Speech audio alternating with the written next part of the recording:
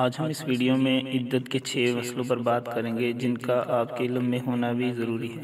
مسئلہ نمبر 1، جب کسی عورت کا شوہر طلاق دے دے یا خلا اور ایلا وغیرہ سے نکاح ختم ہو جائے یا شوہر مر جائے تو ان سب صورتوں میں کچھ مدت تک عورت کو ایک ہی گھر میں رہنا پڑتا ہے۔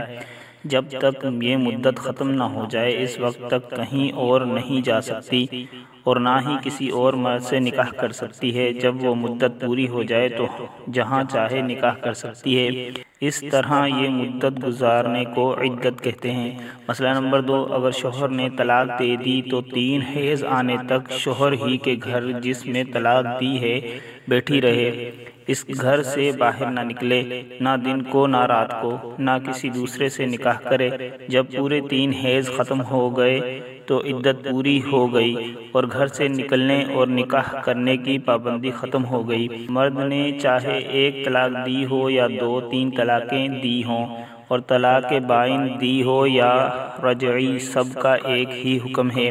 مسئلہ نمبر 3، اگر چھوٹی لڑکی کو طلاق ہو گئی جس کو ابھی حیض نہیں آتا یا اتنی بڑھیا ہے کہ اب حیض آنا بند ہو گیا ہے، ان دونوں کی عدت 3 مہینے ہے۔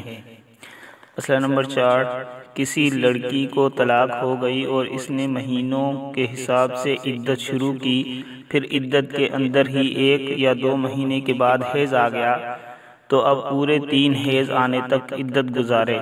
جب تک 3 حیض پورے نہ ہوں عدت ختم نہیں ہوگی۔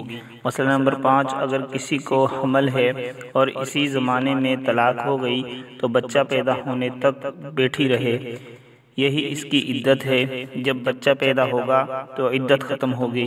طلاق کے بعد تھوڑی ہی دیر میں اگر بچہ پیدا ہو گیا تب بھی عدت ختم ہو گئی۔ مسئلہ نمبر 6، اگر کسی نے حیض کے زمانے میں طلاق دے دی تو جس حیض میں طلاق دی ہے وہ شمار نہیں ہوگا، اس کے علاوہ 3 حیض پورے کرے۔